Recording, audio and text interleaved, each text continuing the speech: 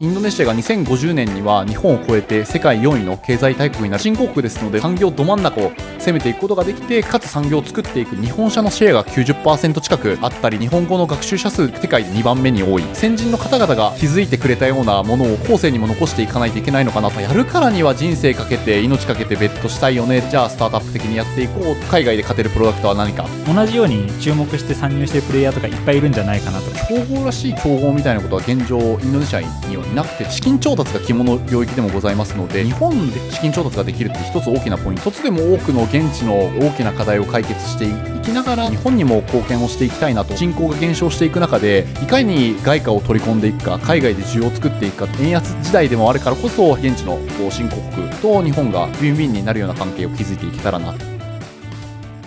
声で届ける起業家の物語、スタートアップナウ MC のお稲荷です。本日のゲストは Moves Technologies 株式会社代表取締役の酒井武人さんです。Moves さんは東南アジアのモビリティインフラを構築する日本初のスタートアップです。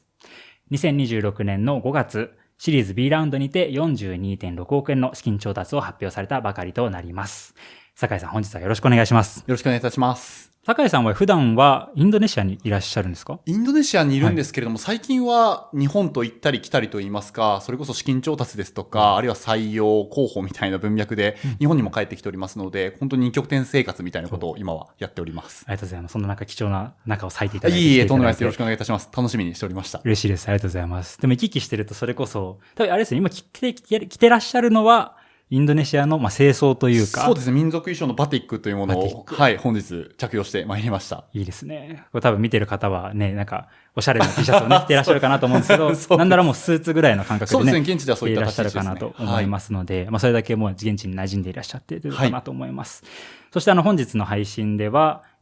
酒井さんの過去の話ももちろんそうなんですけれども、ムーブさんがこれまで歩まれてきた道のりだったり、そのあたりも全て拾っていきたいなと思っておるんですけれども、まずはそのムーブさんが今何をされていらっしゃるかという事業の概要を簡単に1、2分ぐらいですかね、ご説明いただいてもいいでしょうか。ありがとうございます。東南アジアのモビリティインフラを構築するという文脈で、今はライドシェアのドライバーさんに向けて自動車のサブスクリプションサービスを提供をしております。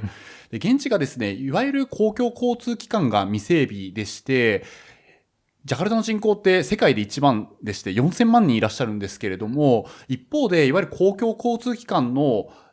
分担率というものが 25% 程度になっておりまして。分担率って何ですか？いわゆるこの移動の中で何が選択されているか、例えば自家用車であったりですとか、あるいは公共交通機関ですかみたいなものがあると思うんですけれども、それが 25% 程度になってまして、例えば東京で行きますと、東京首都圏で人口が3000万人ほどいて、この分担率って 60% ぐらいって言われてるんですけれども、そういった意味では東京よりも人口が多い首都圏が、分担率が低くて、それぐらい公共交通機関が未整備っていう形になっております。一方で、インドネシア全体でいきますと、車両の保有率が 10% 以下になっておりますので、そういった意味では、じゃあ、皆さん移動はどうされているのかってなってくると、グラブゴジェックという東南アジアの、いわゆるウーバーのような配車アプリのサービスがございまして、こういったものが日常生活の足というふうになっていまして、ただこういった方々がなかなか自分たちで車を持つことができなくって、働きたくても働けないっていう構造になっていて、これが現地のいわゆるライドシェアのサービスのボトルネックにもなっておりますので、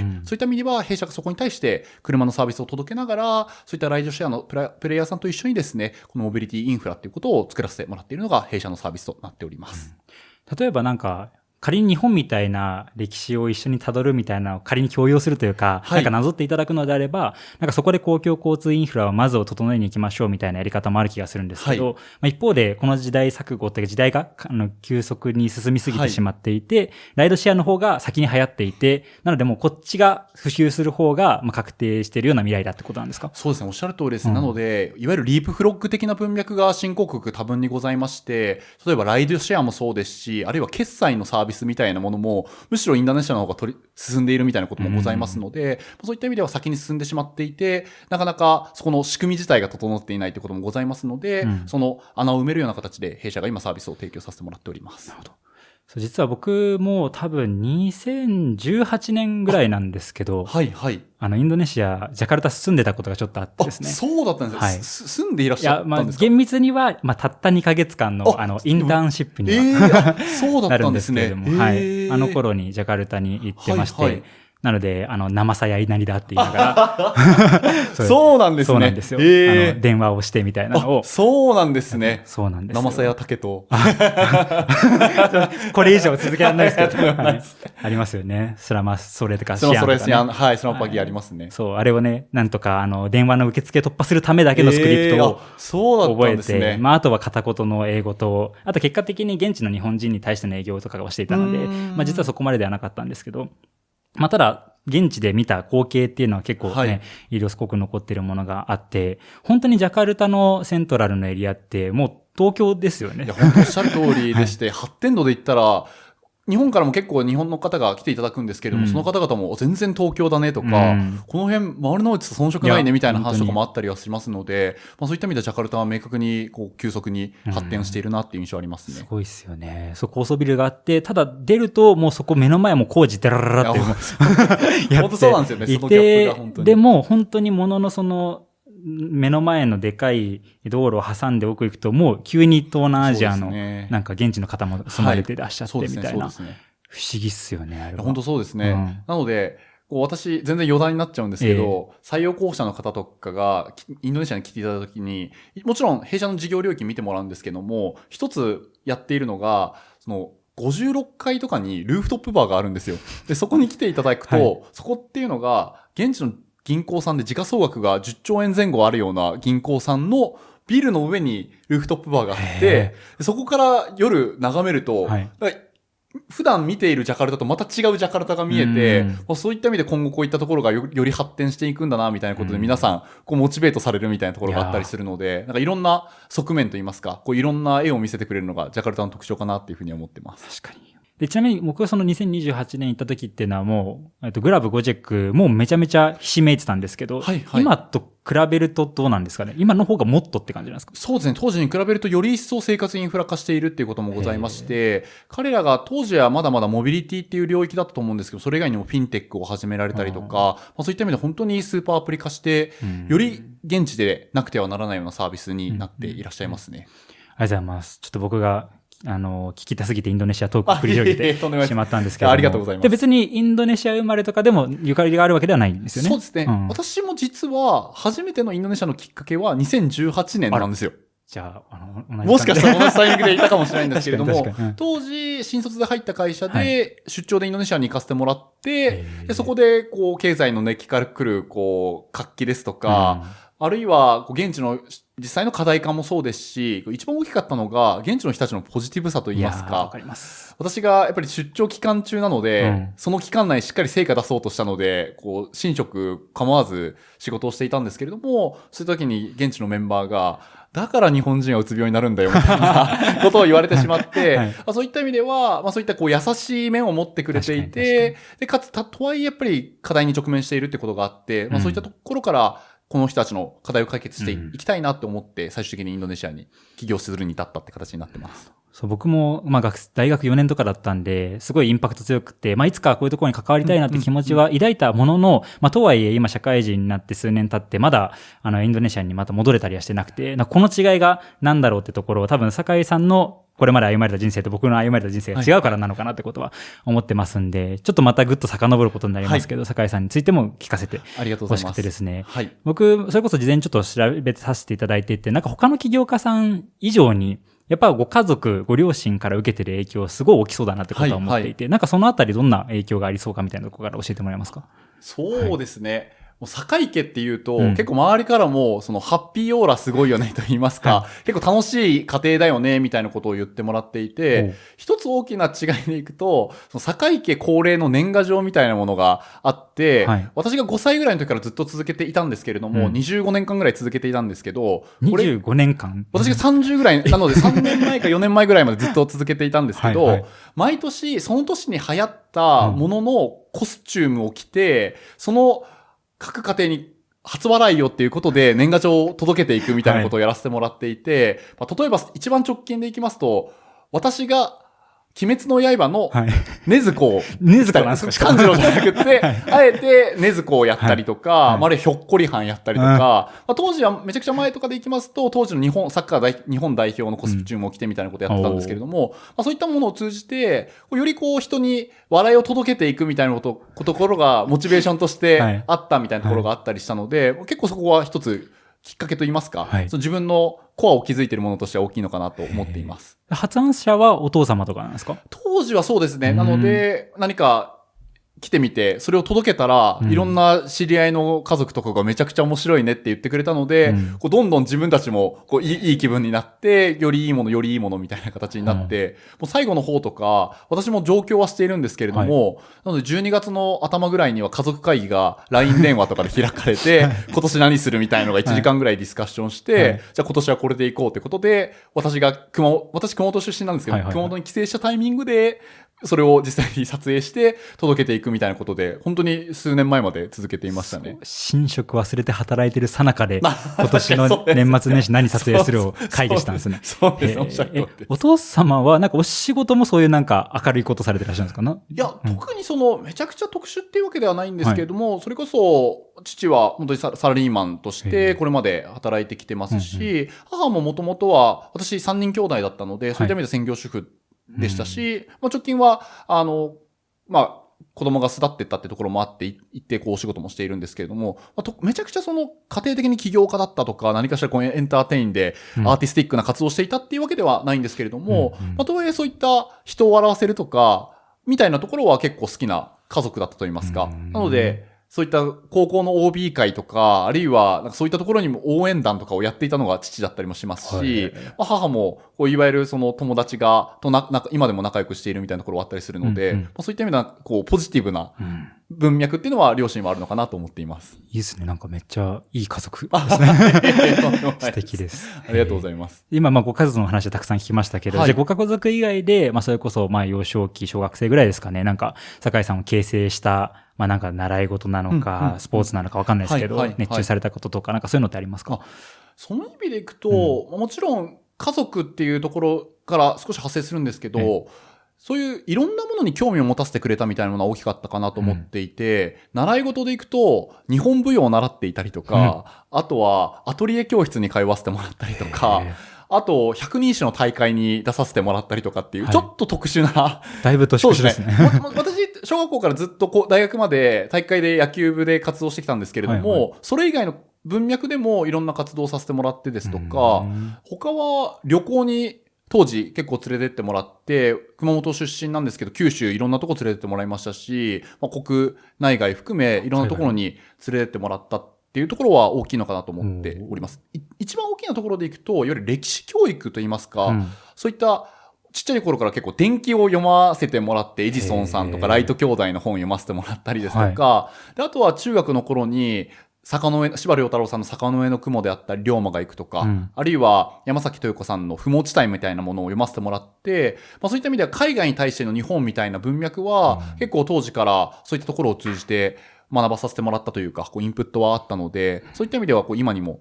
繋がっている部分はあるのかなと思っています。お父様がそういうのを用意されて読みなよみたいな感じだったんですか？父もそうですし、祖父とか、祖父母が結構そういったところが大きくてですね。なので、直接的には祖父からそういった歴史の勉強させてもらったりですとか、あとは祖母がそれこそ長崎の出身で被爆経験とかもしていて、小さい頃からそういった話とかをしてくれたりとか、あとは祖母がドキュメンタリードラマとかを見るのが好きだったので、そういったアフリカのドラマとかを見させてもらって、日本と全然違うところがあるんだってところで、好奇心もそうですし、そういった歴史的な背景とか含めて学ばせてもらったみたいなところは大きかったのかなっていうふうに思っています。いいですね。いろんな刺激を受けながら。そうですね、そうですね。じゃあ結果的に一番熱中したのでいくと野球にはなってくるんですか？一番大きなところでいきます。そうですね。なので、小学校から結果として大学までずっと続けてっていう形。大学もやってるんですね。そうですね。はい。なので、共同創業者も大学野球部の同期でしあて、すごい。はい。そうですね。私が一応ピッチャーで、はい彼がキャッチャーでうわ、バッテリーで会社を立ち上げたっていうと、めちゃくちゃ綺麗なストーリーなんですけど、はい大学時代、二人とも一切試合には出ていないので、出てないですか？私そこはあれなんですけども、は同じ、はい、部活動で4年間一緒に活動した同期と一緒に会社を立ち上げております。しかも、大学、慶応で、そうですね、しかも慶応の野球、六大学野球なんですか？いわゆる六大学野球、はい、の中でやらせてもらっておりました。じゃあ高校までもかなりガチでやられてらっしゃったんですね。そうですね。うん。ただ、熊本の、いわゆる進学校と言われるようなところだったので、めちゃくちゃ野球が強いかって言われるとそうではないんですけれども、当時、熊本市大会ってところで優勝させてもらって、それが22年ぶりとかの優勝だったので、そういった意味では、文武両道みたいな形で、いい経験をさせてもらったのかなと思っています。大学は多分相当でも部員も多くて、まさにレギュラーではなかったみたいな話ありましたけど、そこはどうだったんですか？意気込んで入っていって、やっぱりそれなりの挫折経験だったのかとか、いろんな学んだものが他にあるのかとか。ありがとうございます。それでいくと、まずもって200人いるんですよ、部員が。すごいですね。なので、一学年、平均で40人から50人いるっていうのが一般的でして、でもちろんその人数が多かったのもあるんですけれども、私一浪して大学入っているので、そういった意味でブランクもあって、大学1年生の春に早速肩の怪我をしてしまいます。そうなんですよ。なので、本当に慶応野球部っていうところで活躍したいと思ったんですけれども、なかなか思うようにいかなくって、本当に2年間ぐらいはずっとリハビリ生活といいますか、病院に通って、それこそ肩の手術とかも経験をしておりましたので、結構思っていたものとは違うと言いますか、結構苦労したと言いますか、悔しい4年間みたいなものも実際にはありましたね。そのタイミングで怪我したら、全然ドロップアウトしていい気がするんですけど、それでもなお役割を変えて居続けたっていうのはどうしてなんですか？そこで逃げたら、今後何からでも逃げてしまう逃げ癖ついちゃうんじゃないかなって思ってしまったのが事実でして、それはやはり大学上京をさせてもらって、私立の野球部に入れてくれた親に迷惑と言いますか、その親にお世話になっているからこそここはやめられないなっていうふうに思いましたし、実際に野球部に入ってめちゃくちゃいい同期とか先輩後輩に恵まれたっていうところもあったので、そういった意味では仮にこの自分が野球じゃないにしても何かしら別の方向で貢献はしていきたいなっていうふうには思い始めていたので、そういった意味では4年間辞めずに、続けておりました。じゃあなんか自分の将来考えた時の、逃げたくないっていうのと、結構他者貢献的なところも当時から強く目にあったんですね。そうですね。実際に、例えば中学校とかの野球部ではキャプテンをやっていたり、少し文脈それるんですけど、生徒会長とかもやらせてもらっていたりとか、高校も、キャプテンはなかったんですけれども、比較的チームをまとめる、これを高校の同期が聞いたら、いや違うだろうって言われるかもしれないですけど、結構ムードメーカー的にやらせてもらったみたいなところも一定はあったりしたので、そういった意味で、自分自身がプレイヤーではないんですけれども、チーム全体で勝っていくみたいなことはやりたいなっていうふうに思っていたので、当時大学の、これしょうもない話なんですけど、自作コント集のリラクゼーションビデオっていうのを自分たちで作って、それを試合前に見てもらって、メンバーがそれでクスッと笑って、リラックスした状態で試合に挑めるみたいなことをやったりですとか、あとは、データ班として、実際に偵察をして、それで、示唆出しをするみたいなことで、少し、プレイヤーではないんですけれども、違う文脈で、チームに貢献していこうっていうことでやらせてもらっていたので、そういった意味では、いい経験といいますか、いわゆるこれまでって、どうしても、レギュラーが是であるっていう立場でずっとやってきたんですけれども、組織っていうところで勝っていくみたいなことを経験させてもらったので、そういった意味では、挫折ではあるんですけれども、いい経験はさせてもらったなと思っています。じゃあ4年間、5年間、多分マックスでやりきってってことですか？そうですね。おっしゃる通りです。大学時代はもう基本的にはもう部活オンリーって感じですか？そうですね。本当に4年間、発球だけを追ってと言いますか、大学にもまともに通わずって言ったらもしかしたら怒られるかもしれないんですけども、本当に野球中心の生活を当時はしておりました。いわゆるなんか今みたいにインターンをしたりとかそういうのってあったんですか？当時はなくてですね。なので、大学4年、終えた後に、それこそスローガンっていうグッドファインドとかファストグローを運営している会社でインターンをさせてもらっていたので、本当に卒業して休学するような形でインターン経験みたいなことはやらせてもらっておりました。それはもう内定とかがある状態でやってたってことですか？当時はですね、大学の同期がそのスローガンに入社をすでにしていて、私が就活文脈でセミナーを聞きに行ったら、たまたまその同期が働いている会社で、その彼が、なかなか言い方あれなんですけど、成果が出せていなくって結構苦労していたので、彼が巣立っていくまでは私が面倒を見てあげようみたいな、ちょっと深いなかもしれないですけど、はいみたいなちょっとおせっかいな心が湧いてしまって、はいで、そこで声かけてもらったので、じゃあインターンしますってことで、はいなんか特段こう意識が高かったっていうよりは、うん単純に友達がそこで頑張っていて、はい応援してあげたかったので、はいインターンを始めたっていうような、経験になっております。でもなんか普通、友達とはいえなんか辛そうでやってったら、なんかそこ入りたいとは思わない気がするんですけど。なんかその、はい成果が出せないだけで、はい仕事自体とか会社自体はめちゃくちゃ素敵だったので、うんうんそういった意味で彼がやっぱり、野球部からいきなり何もビジネスのいろはを知らない状態でっていうこともあったので、だからそれが、例えば別の友達の別の会社だったらそこに関心持ったと思うんですけれども、たまたまそこだったので、はいそういった意味でそこに関心を持ってそのままこうシームレスにこう流れ込むように仕事を開始したって感じですね。とはいえ、酒井さんも未経験っていう意味ではもう同じスタートラインですよね。おっしゃる通りです。なので、全くもって自分自身使い物になってたかわからないですけれども、はい少しでも何かしら貢献できるものがあったらということで、やらせてもらってました。なるほど。で、じゃあもうそういうインターンが終わり、じゃあもう就職になり、新卒とかだとどういうところに入るんですか？新卒は、先ほど少しおはい伝えしたグローバルモビリティサービスっていう東南アジアではい自動車ファイナンスの事業を手掛けているスタートアップに入社をしておりまして、うんうんだからそこに海外っていう文脈で、まずはスタートしたっていう感じですかね。なんか結構、そういう会社って、東南アジアとか国際的なところに興味ある方とか、割となんか社会課題的なところに興味がある人とかいきそうな気がするんですけど、だからそっちの文脈っていうのは酒井さんにこれまでなんかあったんですか？その社会課題的なところか。そうですね、社会課題っていう、なので、この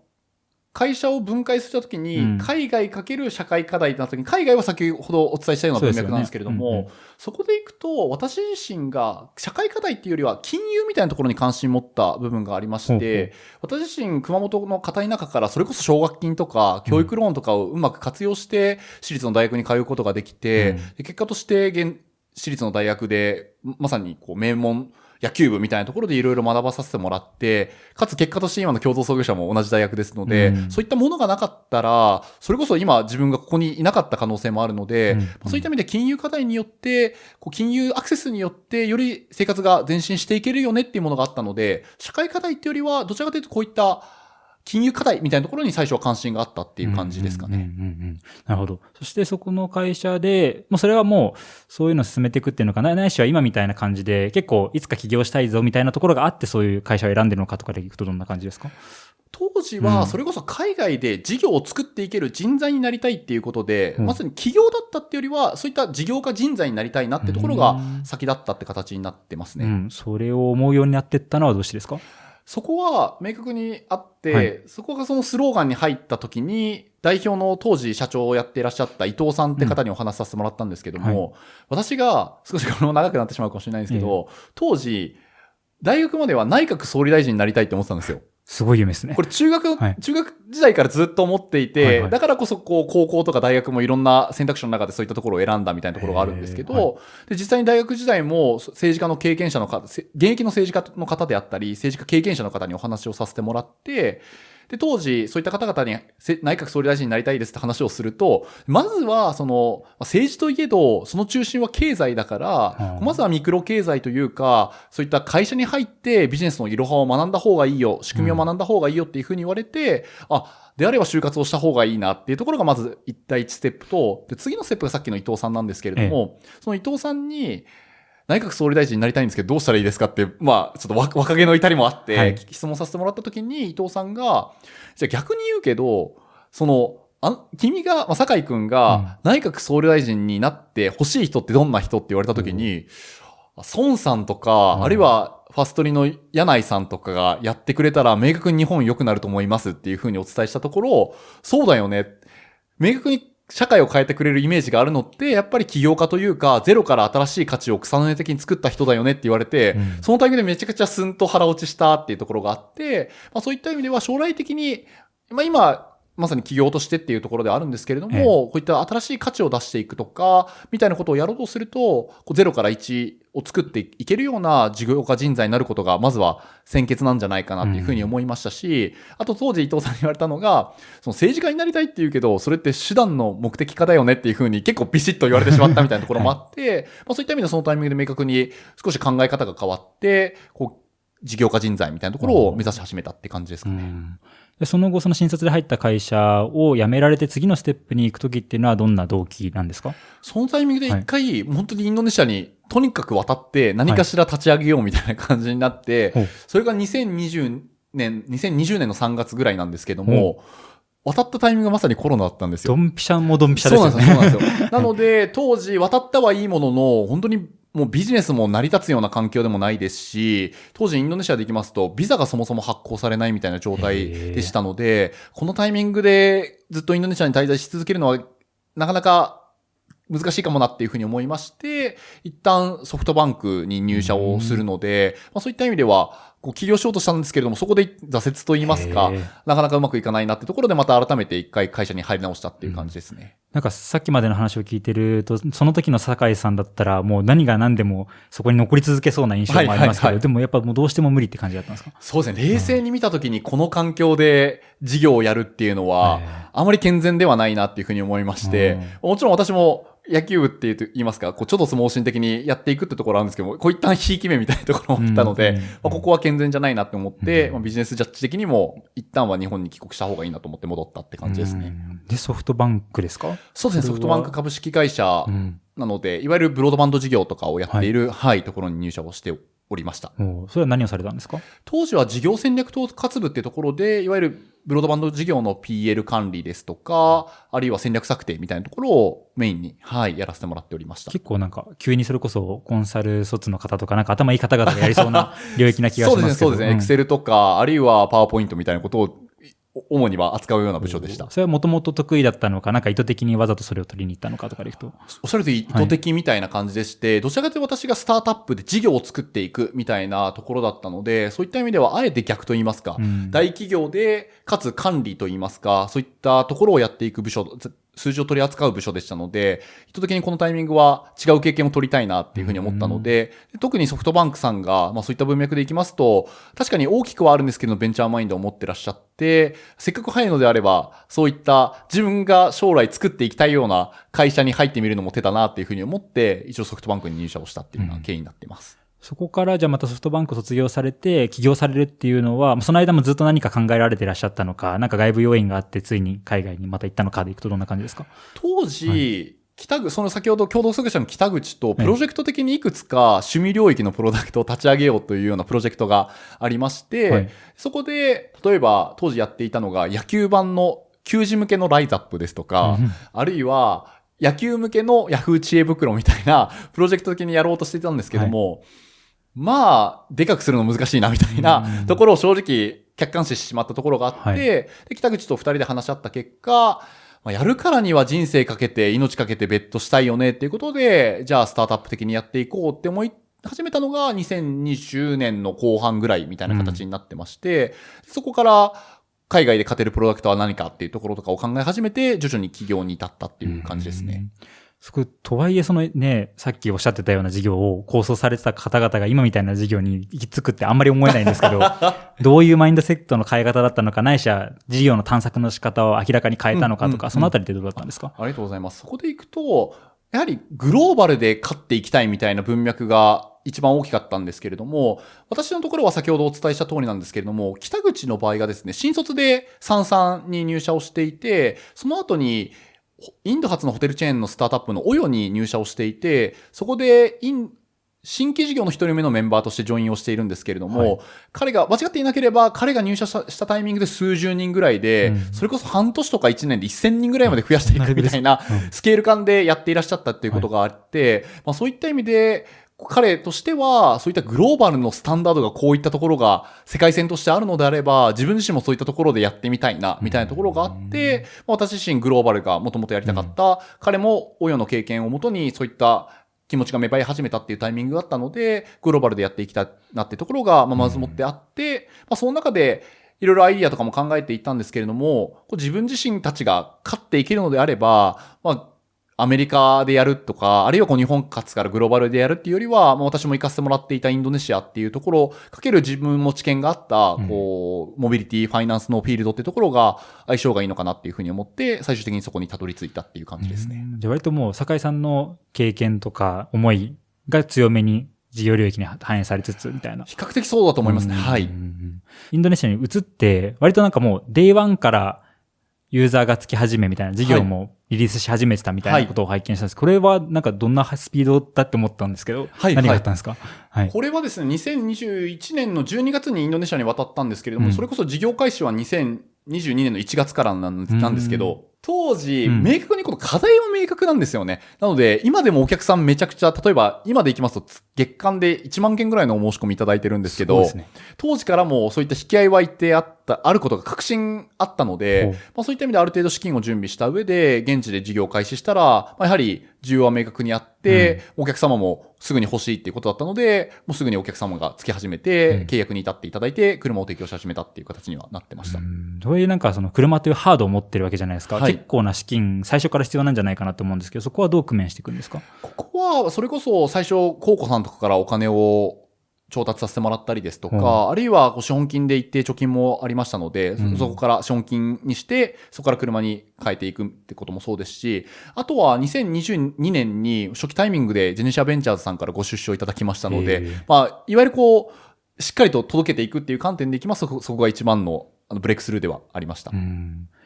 じゃあ最初に移住というか現地に行かれて、なんか最初の頃にもそれこそ苦戦したことじゃないですけど、なんかどんな壁を乗り越えてきたのかみたいなところで、どんなのがありますか？そこでいくとやはり、事業環境の違いみたいなところが一番大きくてですね、いわゆる事業サイドと、あるいは組織サイド2つお話しいたしますと、事業サイドでいくと、やっぱり、そもそも生活インフラとか事業インフラが違うので、余震をどうつければいいかですとか、あるいは車の回収のオペレーションをどうしたらいいのかみたいなところが結構難易度が高くてですね、よく伝えてる話としては、当時、弊社の社員としてメンバーとして働いてくれていたメンバーの奥さんが車が欲しかったので、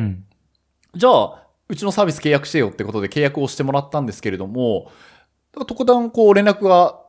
途端につかなくなってしまって、支払いも止まってしまってみたいな形に途中でなってしまって、で、そのタイミングで、私たちも問いかけをしようとして旦那さんと言いますか、弊社の会社のメンバーに話をしたところ、いや、全然連絡してないみたいなことを言っていて、何なんだろうと思ったら、実は、この旦那さんが、その奥様が第一夫人じゃないと言いますか、このインドネシア宗教的なもので複数人奥様がいらっしゃるみたいなケースもあったりして、そういった意味で自分の責任の範囲外っていうことで全然コミットしてくれなかったっていうことがあって、なので全然連絡がつかなかったので、住所とかを特定しとか、あるいはGPS 取り付けているので、この会社のメンバーとか共同責任者の北口とかがバイク2台で2人乗りしてカーチェイスして、そこで車を回収しに行くみたいなこととかをやらせてもらって、そういったこともあって、そういったそもそもその宗教上の違いであったり制度の違いみたいなところが、やはり事業にも影響してくるってことがございますので、初期そういったところはやはり、最初キャッチアップといいますか、ラーニングみたいなところは結構大変だったなっていうふうに思っております。それはもう、何なんですかね。国民性ってでもインドネシアの方々いい人はめっちゃ多いですよね。そうですね。めちゃくちゃポジティブでいい人はいるんですけども、やはり制度上みたいな話ですとか、あるいは、なんでしょう、一定の国民性の違いがあったりするのも事実ではありますので、そういった意味では、日本人ってそれこそ真面目に払うみたいな、真面目に支払いをしていただくみたいなケースってあると思うんですけれども、インドネシアの方とかで行くと、一定そもそも、なんでしょう、召集感とかも違うので、少し遅れながら払うみたいなのもそんなに特殊じゃないと言いますか、みたいなスタンスとかもあったりするので、そういったところを、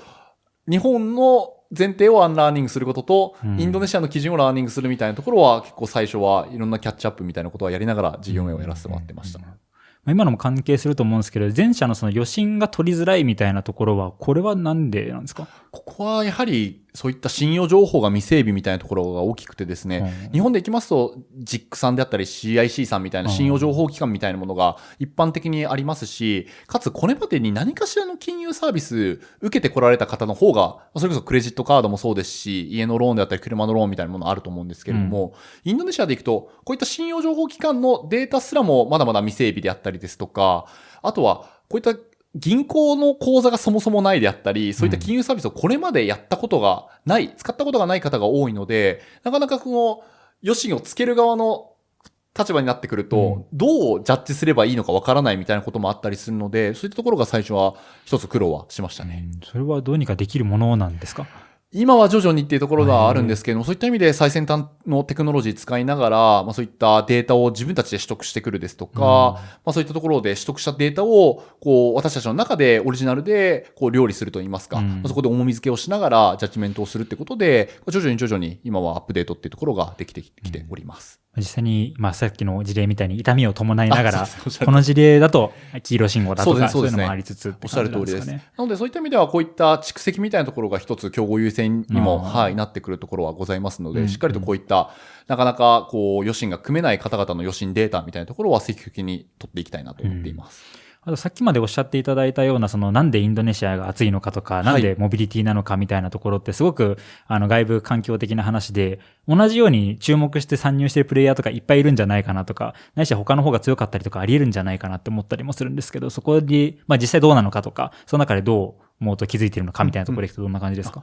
ありがとうございます。そういった意味では、今、スタートアップ的に競合らしい競合みたいなことは現状、インドネシアにはいなくてですね、ここはなんか大きく2つあるのかなと思っていて、1点目が、この事業領域って、いわゆる資金調達が肝の領域でもございますので、そういった意味では日本で資金調達ができるって一つ大きなポイントになってまして、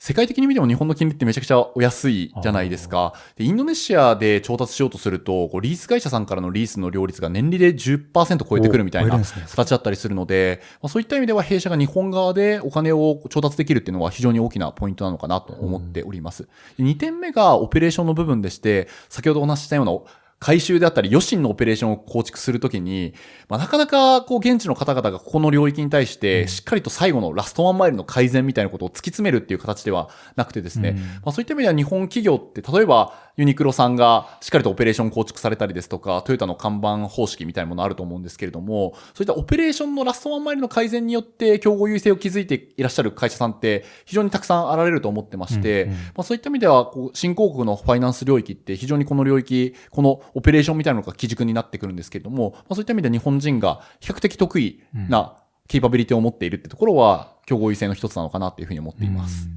あとはそういう新興国みたいな切り口でいくと、インドネシア以外の国にも世界中あるわけじゃないですか。そこではなんか似たようなモデルとかっていうのはあったりするもんなんですか？今いくつか似たようなプレイヤーさん出てきておりまして、例えばナイジェリア発のムーブさんっていう会社さんでいきますと、すでに1ビリオン USD 以上資金調達をしていらっしゃって、ナイジェリアを基軸にアフリカを中心に展開をしていらっしゃったりですとか、あとはメキシコのオシエヌって会社さんがすでに150億円以上資金調達をされていらっしゃったり、あるいはインドでも、例えばさっきのムーブさんがインド展開をしていらっしゃったりですとか、インドでもそういったモビリティファイナンスの事業者のスタートアップさんっていうのが出てきて、現地のプレイヤーさんが出てきておりますので、そういった意味では、そういったマーケットは間違ってないんですけれども、インドネシアで行くと競合がまだ出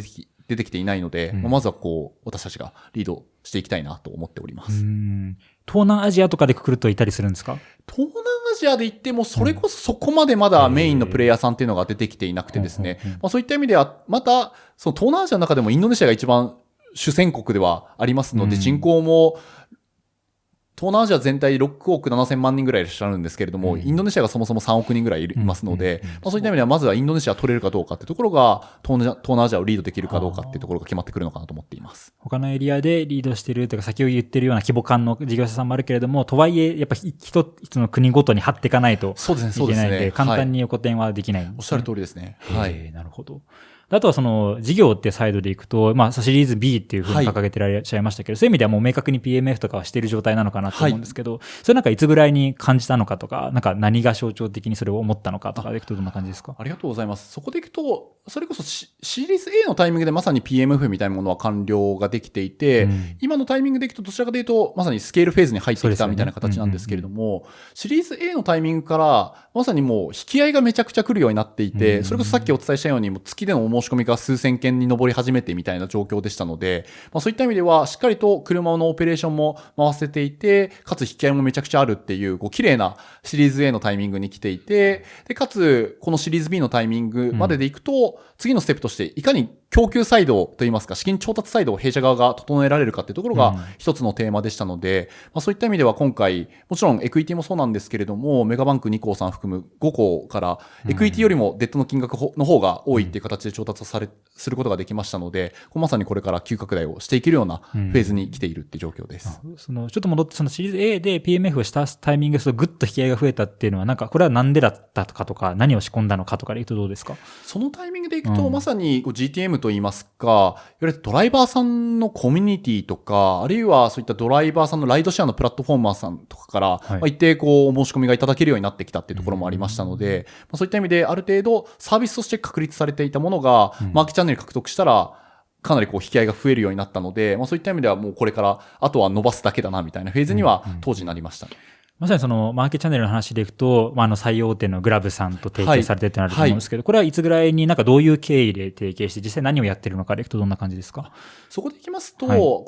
経緯でいきますと、昨年2024年の末ぐらいですかね。すみません、ここが厳密なあれなんですけれども、一部の地域からまずはスポット的にやっていきましょうみたいな形で一部の提携はやらせてもらっていたんですけれども、彼らとしてもやはりこれから彼らのサービス自身が強化していくためには、このボトルネックのところがドライバーの供給っていうところがありまして、そこでより密になってお話をしていこうっていうところで、いろいろ契約締結みたいなところのお話を2025年の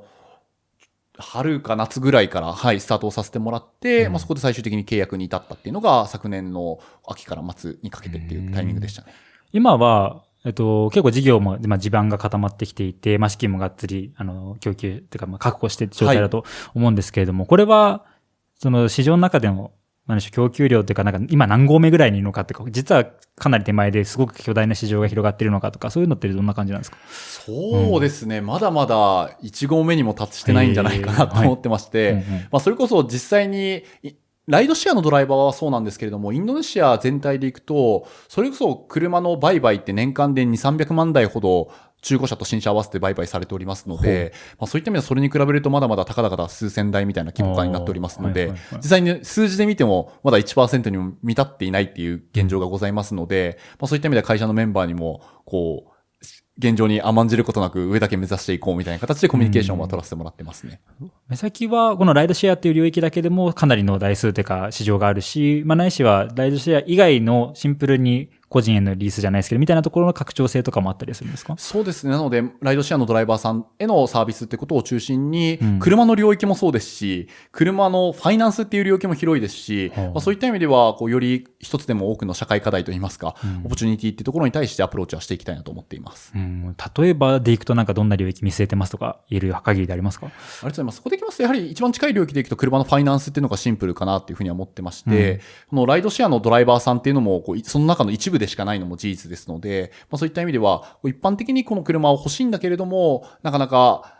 車のファイナンスがつかないっていう方に対してサービスをお届けしていくってことは実現していきたいと思っています。ありがとうございます。ちなみに今組織でいくと、結構現地にいらっしゃるってことでいくと、現地メンバーがかなり多くてみたいな感じなんですか？そうですね。今連結で110名なんですけれども、うち100名はインドネシア側のインドネシアのメンバーになってまして、なので日本人ファウンダーの日本企業なんですけれども、日本人の方がむしろマイノリティというだいぶ特殊な環境で事業運営してまして、残りの10名については5名がビジネス職で現地駐在をしてくれていて、もう一方の5名がエンジニアの方々で日本からフルリモートで開発をしてもらっております。それ以外にもちろん業務委託のエンジニアの方が追加で5名とかいらっしゃって、一部業務委託であったり副業で関与いただいている方はいらっしゃるんですけれども、マジョリティは今はインドネシアのメンバーになっています。おそらく意図的にいろいろ試行錯誤の末そういう割合とかメンバーの配置にしてる気がするんですけど、ここはどういう感じで辿ってきたんですか？そうですね。むしろ最初は本当に共同創業者と2名だけで、それ以外は全てインドネシアのメンバーではあったんですけれども、今後のスケールを見据えていくと、やはり結節点といいますか、しっかりと会社を吸収力保ってやっていくには、優秀な方々に入っていただく必要があるなっていうところで、ここは、特段国籍であったり、ところこだわってはなかったんですけれども、先ほどお伝えしたようなオペレーションみたいなところでいくと、やはり日本人の方の方が、日本企業で働いたことのある方の方が、ケーパビリティが現れるなってところがあったので、日本本社採用を開始したっていうのが2024年ぐらい、2年前ぐらいの話ですね。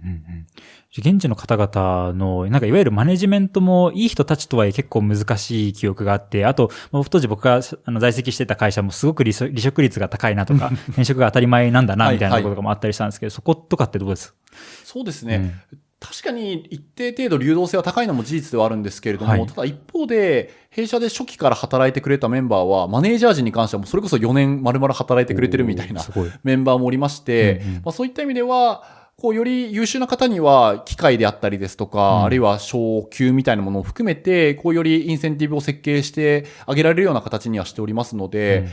例えばインドネシアって、いわゆるジョブディスクリプションベースで、そこまで職を変えないのが一般的だと思うんですけれども、弊社では意図的にジョブローテみたいな形で、例えば予診チームにいたメンバーが HR チームで働いたりですとか、HR チームで働いたメンバーがビジネスサイドで頑張ってもらったりとか、そういった意味では、現地にはないような、いわゆる日本型の経営スタイルを現地に取り込んで、それがむしろ一定ワークしているみたいなところもあったりしますので、なんかそこはグローバルだからといって、変に迎合せずにと言いますか、日本人としてやり得るような、あるいは私たちが慣れているような経営スタイルで、今は組織制度とか、組織運営みたいなことはやらせてもらっています。それは合理的だからやってるってことなんですかね？何ですか？そうですね。なので、当時、やはり変に遠慮してしまったみたいなところがあって、なかなか私たちもインドネシアのスタイルに馴染めなかったみたいなところがあったんですけれども、であれば私たちが一丁目一番地でしっかりとやり得るような原理原則に基づいてやろうってところが、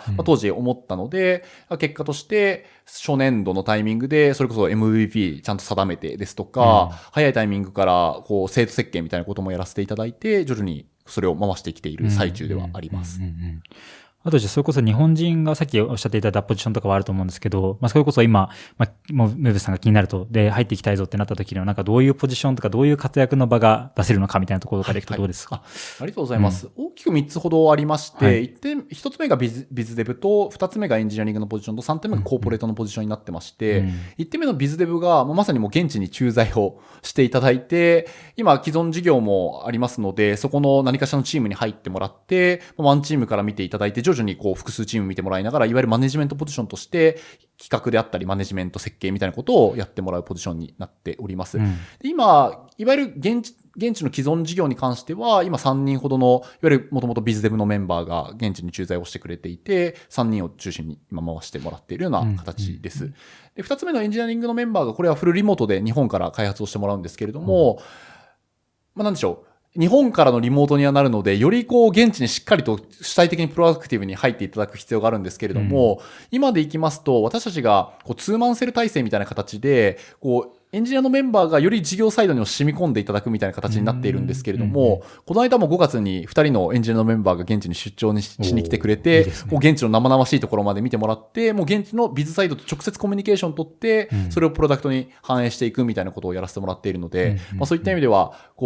知的な刺激に飢えているといいますか、優秀な方では知的好奇心高いと思いますので、新興国みたいなこれまで経験したことがないような領域でプロダクトを作っていきたい、より事業に染み込んでいきたいみたいな方にはぜひ、フィットをしていただけるのかなっていうふうに思ってます。ぜひ入っていただきたいなと思っております。で、コーポレートは、いわゆるバックオフィスみたいなところで管理サイドを中心にやっていただける方を今募集しているっていうのは3ポジションを今、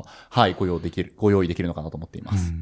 もう事業の解像度も徐々に上がってきて、採用とか組織のことも分かってきたところでなるんですけど、なんか改めてムーブさんってなんかどんな未来を描いてるのかなとか、何を思いながらやってるんだろうみたいな気持ち、ビジョンみたいなところも気になってるんですけど、このあたりもちょっともう一段落を教えてもらえますか？ありがとうございます。ここでいきますと、一つでも多くの現地の課題、大きな課題を解決していきながら、かつ、現地はもちろんなんですけど、日本にも貢献をしていきたいなと思っておりまして、現地の課題の解決は、ある程度イメージつくかと思うんですけれども、一方で今後、日本をいかに元気にしていくかですか、日本の経済を成長させていくかって一つ大きなポイントだと思うんですけれども、もちろん日本でも素敵なスタートアップさんがいらっしゃる中で、とはいえ、日本の人口が減少していく中で、いかに外貨を取り込んでいくか、海外で需要を作っていくかってところが一つ重要なポイントだなというふうに思ってまして、そういった意味では、そういった時代だからこそ、円安時代でもあるからこそ、弊社としては海外に別途していきたいなというふうに思っておりまして、そうなってくると、こうアメリカとかいろんな選択肢がある中で、新興国っていうところが、こう弊社としては、こう日本の方々のこう能力みたいなところを多分に発揮できるフィールドだなっていうふうに思っておりますので、こう一人でも多くのバイタリティのあられる方々がこう一緒に来ていただいて、現地で課題を解決しながら、それによって外貨を稼いでいくってことで、現地のこう新興国と日本がウィンウィンになるような関係を築いていけたらなというふうに思っております。ちなみに外貨って話でいくと、なんか今だとやっぱ日本の方が強かったりするのかなって思ったりするんですけど、インドネシアはやっぱこれからガンガン上がってくるっていう感じなんですか？そうですね。まあもちろん一定程度、こう短期のものはあるんですけれども、今後インドネシアが伸びていくってことになると、やはりこう円安が進んでいくっていうのも事実なのかなと思っておりまして、まあそういった意味では、いかにそういった今後伸びていく、今後期待されるような海外での需要を掘り起こして外貨を稼いでいくことは非常に重要だなというふうに思っております。ありがとうございます。それこそ、結構酒井さん、さっきの孫さんだったりとか、柳井さんとかも意識されてる部分あると思うんですけど、ムーブスさんもなんかそういう本当にレジェンダリーな会社になり得るポテンシャルっていうのはあるのかとか、なんかどんな風に捉えていらっしゃいますか？ありがとうございます。まあ、そういったポテンシャルっていう観点で言うと多分にあるのかなと思ってまして、今、インドネシアが GDP がちょうど1980年ぐらいの日本と同じぐらいの規模感になってまして、そういった意味では当時まさにソフトバンクって生まれてたりとか、それこそファーストリテイリングの柳井さんが社長に就任したタイミングがそれぐらいだったりするんですけれども、まあ、そういった意味では、そこから日本の経済の成長に伴って、今や日本を代表するような、世界を代表するような会社さんになられておられますので、そういった意味では、インドネシアが2050年には日本を超えて世界4位の経済大国になるっていうふうに言われておりますので、そういった意味では、しっかりと経済の成長とともに、その成長を取り込むことができれば、私たちもそういった会社になることも十分に可能なのかなっていうふうに思ってまして、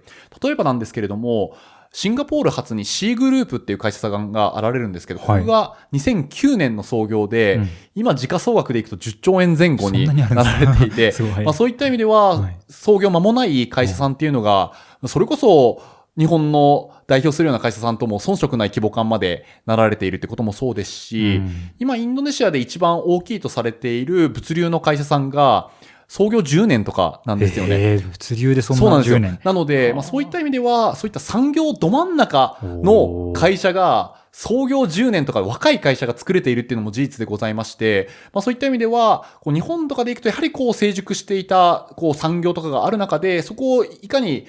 良くしていくかっていう文脈だと思うんですけれども、弊社の場合は新興国ですので、そういった意味で産業ど真ん中を攻めていくことができて、かつ産業を作っていくですとか、あるいは社会インフラを作っていくだったり、まあそういった産業をリードしていけるような会社を作っていけるのも十分にポテンシャルがあるのかなっていうふうに思ってまして、私たちはそういった会社を目指していきたいなと思っています。いいですね。もうここまで多分50分ぐらい経ってる気がするんですけど、最後まで聞いてくださった方々になんかもう一声ぜひ届けたいメッセージとか、多分ちょうど語っていただいた気はするんですけど、はい、なんかありましたらぜひお願いします。そうですね。もちろん、この産業みたいな文脈もそうなんですけれども、日本のプレゼンスみたいな話でいくと、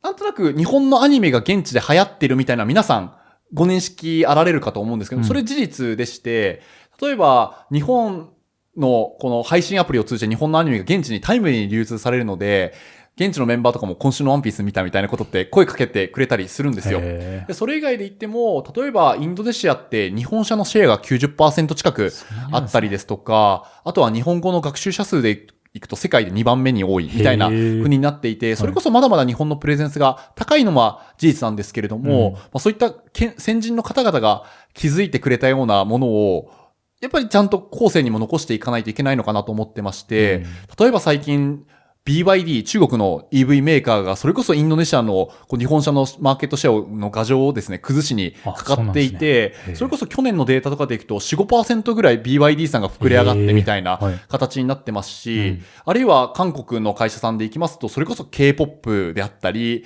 あるいは韓国ドラマみたいなものが人気ですので、そういったエンタメみたいな文脈でいくと、アニメ以外は、こぞって会社のメンバー、韓国コンテンツについて話をしていたりってことで、そういった意味で、東アジアの方々といいますかね、東アジアの国であったり会社っていうのが現地に攻め込んできているので、そういった意味では相対的にはやはり日本のプレゼンスが今後下がって来ていってしまうのではないかっていうところもございますので、そういった意味では外貨を稼いでいくってこともそうですし、日本のプレゼンスを今後も高め続けるってことをやっていこうとするには、今まさにチャレンジしていく人の総和が増えていく必要ってあるなと思ってまして、これが10年後ってみんな気づいてると思うんですけれども、今しっかりとちゃんと沖に出ていくからこそ波に乗れるって文脈あると思いますので、私多分10年後も同じこと言ってると思うんですけれども、より一人でも多くのチャレンジャーの方々が、東の海から海を渡って、グランドラインといいますか、より世界で戦っていけるような仲間をですね、募集していきたいなっていうふうに思っております。これなんか僕個人的に聞きたい最後の論点として、やっぱりグローバルを意識している起業家ないしはグローバルで働きたい、海外で働きたいって方は結構増えてきてるとは思うんですけど、とはいえその時に描いてる海ってどっちかっていうと西の海な気がしてて、なんかその点っていうのは酒井さんはどういうふうに思ってるんですか？そうですよ。やはり、私自身からするとアメリカでチャレンジするってめちゃくちゃすごいなと思ってまして、ただ勝とうとした時にもアメリカの企業ってもう周りがめちゃくちゃすごすぎるってあると思うんですよね。そういった意味では、海外っていう文脈の時に比較的インドネシアとかで行きますと、まだまだ課題だらけで、かつプレイヤーが足りていない。で、その中でも、比較的日本人のケーパビリティが生きていくっていう観点でいくと非常にフィットするのかなと思っておりますので、そういった意味でグローバルっていうチャレンジの中に、ぜひ、東南アジアだけじゃなくて新興国っていう文脈をぜひ含めていただけるといいのかなって思いますし、いきなり新興国行っても何やればいいかわからないみたいなところあると思うんですけれども、そういった意味では、一度弊社に入っていただいて、っていうちょっと歌い文句になってしまうんですけれども、弊社に入っていただいて、そこから羽ばたいていただく方もいいのかなっていうふうに思っておりますので、一人でも多くの講義での新興国チャレンジの同志っていうところは増やしていきたいなと思っています。ありがとうございます。東南アジアの魅力も十分伝わったかなと思いますので、ムーブスさん気になる方はぜひ概要欄にいろいろ酒井さんだったり、ムーブスさんのリンクとかもね、貼ってみたいなと思いますので、コンタクト取られてみるといいかなと思います。じゃあ聞いていただいた方も酒井さんもありがとうございました。ありがとうございました。じゃあ終了です。はい、ありがとうございます。エネルギー量がすごい。すいません、声張っちゃって、結構張っちゃってすいません。いや、すごいっすね。だから、170% を常に出してるみたいな。すいません、単純に声がでかかっただけかもしれないです。元気なくなることないんですか、酒井さんは。そうっす。でも、大学時代本当に、これぶっちゃけベースで本当に大学時代は、結構肩の怪我とかして悩んでたというか、しょげてた期間ではあったので、あの期間があるからこそ今があるなって思いますね。起業してからはないですか？起業して大変なことあるんですけど、共同作業者の北口もいますし、ベース経験楽しいじゃないですか。でこの話したら周りの人が結構笑ってくれたりするんで、なんか普通になんか前しか向いてないなというか、前進しかないなって思ってるんで、それは全然、そんなに苦労はというか、なんかネガティブになるみたいなことは今までなかったかもしれないですね。北口さんの存在も大きいし、なんか失敗とか苦しいことも全部ネタに転換する、もうマインドセットが。そうですね。